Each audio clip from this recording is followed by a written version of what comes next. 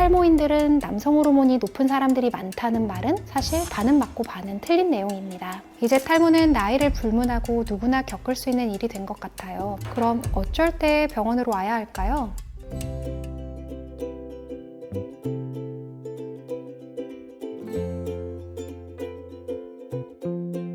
안녕하세요. 궁금했던 피부와 탈모에 대한 솔직한 정보를 전달해드리는 영종 센트럴 피부과 성형외과 피부과 전문의 최민정 원장입니다. 진료실에서 뵙는 환자분들께서 이런 말씀을 참 많이 하세요. 원장님, 정수리가 훤히 보여서 그런가 뒷사람 시선이 느껴지는 것 같아서 자신감이 없어요. 이마가 넓어지니까 아무리 옷을 차려입어도 나이 들어 보이고 피곤해 보여서 속상합니다. 중장년층의 고민이실 것 같지만 실제로 저희 병원에는 20에서 30대 아주 젊은 남성분들이 정말 많이 찾아오고 계십니다. 이제 탈모는 나이를 불문하고 누구나 겪을 수 있는 일이 된 것 같아요. 하지만 너무 낙담하지 마세요. 탈모는 내 상태를 정확히 알고 골든타임을 지킨다면 분명히 멈출 수 있고 또 되돌릴 수 있습니다. 오늘 제가 남성 탈모의 원인부터 효과적인 치료법까지 여러분의 고민에 든든한 이정표가 될 수 있도록 제가 진료실에서 실제로 사용하는 방법들을 중심으로 솔직하게 다 알려드리려고 합니다.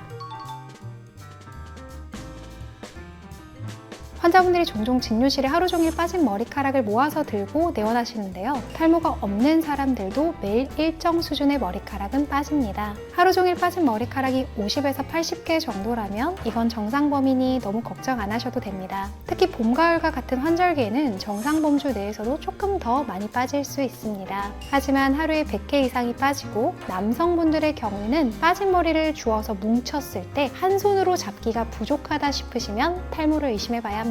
탈모는 비정상적인 수준으로 머리카락이 많이 빠지거나 모발의 굵기가 점차 가늘어져서 원래 모발이 자리해야 하는 위치에 머리카락이 없는 것처럼 보이는 증상입니다. 그럼 어쩔 때 병원으로 와야 할까요? 손으로 눈썹이 이마를 짚었을 때 손가락 4개로 가려지지 않거나 머리를 멋지게 스타일링을 했는데 반나절도 안 가서 금방 숨이 죽어버리거나 머리카락이 푸석푸석하고 빗질하면 뚝뚝 끊기는 증상이 있으시거나 머리카락을 빗으로 쓸어 넘겼을 때 한 번에 빗질에 10개 이상의 머리카락이 묻어나면서 빠지고 아침에 일어나 보면 베개에 한 움큼씩 머리카락이 묻어 있는 경우, 또 정면에서 보았을 때 정수리나 헤어라인의 두피 살색 라인이 훤하게 들여다 보인다거나 머리카락이 점점 가늘어지는 느낌이 든다면 탈모를 의심해 보시고 빠르게 대응하셔야 합니다. 탈모로 머리카락이 빠질 때는 10년 기른 머리카락들이 한순간에 우수수 떨어져 나가지만 다시 머리를 길게 키우는 데는 엄청난 인고의 시간이 필요합니다. 따라서 모낭에 숨이 붙어 있을 때 숨 넘어가기 전에 하루라도 빨리 치료를 시작하는 것이 중요합니다.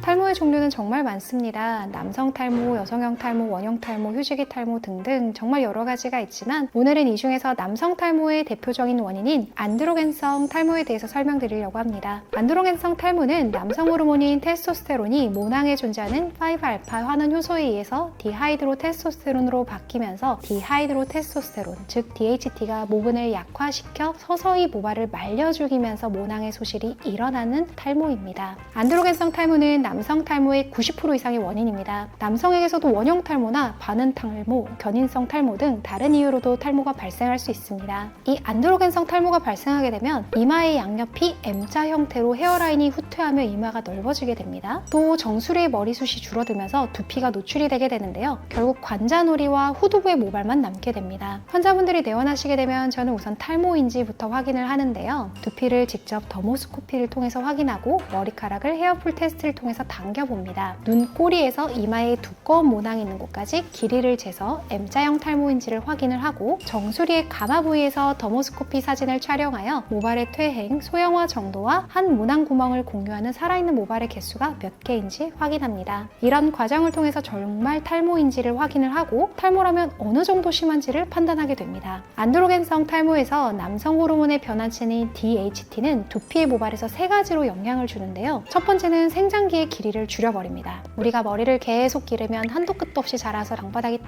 머리카락으로 덮일 것 같지만 실제로 그렇진 않습니다. 왜냐하면 모낭은 머리가 자라고 있는 생장기와 머리가 생장을 멈추고 쉬고 있는 휴지기, 모발을 떨어뜨리는 탈락기의 사이클을 계속 반복하기 때문입니다. 생장기는 머리카락이 자라다가 휴지기가 되면 머리카락이 더 이상 자라지 않기 때문에 대부분의 머리카락의 자라는 길이가 어느 정도의 선을 넘지 못합니다. 평균적으로 보통의 모낭의 생장기는 10년 정도를 기대해 볼 수 있습니다. 그런데 모낭에 DHT가 퇴행을 일으켜버리면 모발이 성장하는 성장기가 1에서 2년으로 극단적으로 짧아지게 됩니다. 머리를 이발하지 않아도 조금 자라다가 저절로 빠져버리는 거죠. 어차피 남자분들은 많은 경우 머리를 한 달마다 이발하고 계시니 머리가 저절로 빠지는 것이 별로 문제가 되지 않는 것처럼 느껴질 수도 있습니다. 그러나 사실 생장기가 짧아지는 것은 매우 중요한 문제입니다. 한 개의 모낭은 평균 20에서 30회 정도의 생장기와 휴지기 사이클을 거치고 나면 더 이상 머리카락을 만들어내지 않습니다. 따라서 한 번의 생장기가 10년으로 긴 사람들은 100살이 되어도 상당수의 모낭이 살아있는 반면 생장기가 1년으로 짧은 사람들은 20년 만에 내 모낭이 만들어낼 수 있는 머리카락 20개를 다 뽑아내고 모낭이 죽어버리게 됩니다. 따라서 생장기가 짧아지는 것은 큰 문제가 됩니다. 두 번째로 DHT는 모낭의 소형화를 일으킵니다. 모낭이 소형화되면 모낭에서 만들어지는 머리카락의 굵기가 가늘어지게 됩니다. 굵은 털이 점점 솜털처럼 바뀌게 되는 거죠. 헤어라인으로부터 2cm 인근의 두피에서 가는 털들이 보이는 것은 사실 정상입니다. 하지만 정수리 부위에서 촬영한 두피 사진에서 가는 솜털이 많이 보인다면 이건 사실 여기에 존재하면 안 되는 머리카락입니다. 그럼 이 가는 머리카락들은 왜 생긴 걸까요? 이런 솜털이 바로 탈모로 인해 죽어가는 모발의 증거라고 설명드리고 있습니다. 마지막으로 DHT는 모낭을 섬유화시켜서 그냥 모낭을 죽여버립니다. 어느 날 쑥 머리가 빠지고 모낭이 파괴되어서 아직 20개의 모발을 만들지도 못했는데 더 이상 머리카락이 올라오지 않는 거죠. 여기서 포인트는 남성 호르몬인 테스토스테론이 모낭을 공격하는 것이 아니라 모낭에 존재하는 효소가 변환시킨 DHT가 모낭을 죽인다는 것입니다. 따라서 안드로겐성 탈모가 심한 분들은 진짜 남성 호르몬이 많이 나와서 DHT가 많이 만들어져서 탈모가 진행되는 분들도 있지만 모낭의 효소가 너무너무 일을 열심히 해서 테스토스테론이 오는 족족 바로 DHT로 만들어버리는 경우도 있고요. 이 경우는 혈액 검사해보면 테스토스테론 농도가 그렇게 높지는 않습니다. 테스토스테론도 DHT도 둘 다 별로 높지 않은데 모낭이 선천적으로 너무 민감하고 약한 경우도 있습니다. 따라서 탈모인들은 남성 호르몬이 높은 사람들이 많다는 말은 사실 반은 맞고 반은 틀린 내용입니다. 탈모 치료를 위해서는 탈모의 주범인 DHT가 생성되지 않도록 하는 것이 중요합니다. 모발에 존재하는 DHT를 만들어내는 5알파 환원 효소를 억제하는 약물이 바로 유명한 프로페시아, 피나스테리드, 아보다트, 두테스테리드이죠. 우리가 갖고 태어나는 모발의 개수는 엄마 뱃속에서 태아기에 정해진다는 것을 알고 계신가요? 태아기에 만들어져서 출생 시 갖고 태어난 것 이상으로 새로 모낭을 만들어낼 수는 없습니다. 똑같이 10만 개를 가지고 태어나신 분 중에서 누구는 빠르게 파괴가 일어나서 벌써 20대의 머리가 휑하게 느껴질 수도 있고 어떤 분들은 늦게까지 모낭이 살아있어서 60대에도 풍성하게 머릿결이 유지가 될 수도 있습니다. 나이가 들면서 모발이 남성 호르몬의 영향을 받아서 쭉 파괴가 일어나다가 항안드로겐 약물인 프로페시아나 아보다트를 복용하시면 이제 내 몸에서 만들어진 테스토스테론이 탈모를 일으키는 DHT로 변환이 되지 않고 모낭이 DHT로부터 공격을 받지 않게 됩니다. 그러다 약을 중단하시면 다시 베리어가 사라지면서 DHT가 모낭을 공격하고 탈모가 진행되게 됩니다. 그럼 우리 환자분들이 제일 많이 물어보시는 질문의 답을 여기에서 알 수 있습니다. 원장님 이거 며칠 먹어야 돼요? 답은 내가 머리를 포기할 때까지입니다.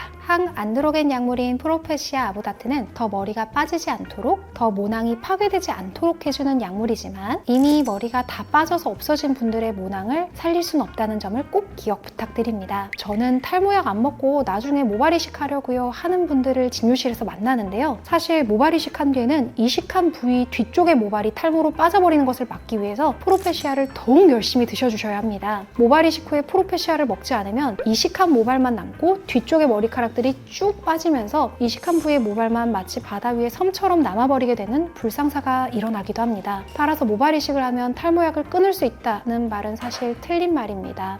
정리해보자면 첫째로 우리 머리카락은 평생 만들어낼 수 있는 횟수가 정해져 있습니다. 두 번째로 제가 항상 드리는 말씀이 있습니다. 숲에 큰 불이 나면 100년 된 나무도 한순간에 재가 되지만 다시 새싹을 틔우려면 수십 년의 인고의 시간이 필요하다는 것처럼 탈모도 마찬가지입니다. 모낭에 아주 작은 숨이 붙어 있을 때, 솜털이라도 남아있을 때 하루라도 빨리 치료를 시작하는 것이 여러분의 풍성한 내일을 지키는 가장 확실한 방법입니다. 이미 탈모가 진행되었다고 해서 혹은 모발 이식을 했다고 해서 절대로 약을 멀리 하시면 안 됩니다. 내 소중한 머리카락을 지키는 든든한 방어방을 만든다는 마음으로 꾸준히 치료해 주셔야 합니다. 오늘 영상이 여러분에게 따뜻한 희망이 되었으면 좋겠습니다. 지금까지 피부과 전문의 최민정 원장이었습니다. 감사합니다.